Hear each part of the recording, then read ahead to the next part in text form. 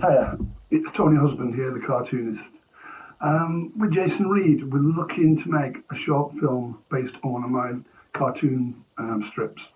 It's called Joe's Journey, and it's basically about a chap living with dementia who goes back to try and find his mum.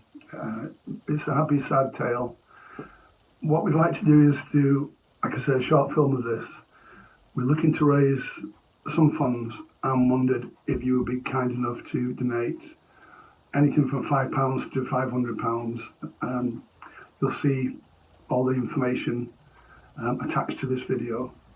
We're just trying to raise awareness of dementia and how it affects people, not only those with dementia, but those who love and support them and care for them. I think it's an important story.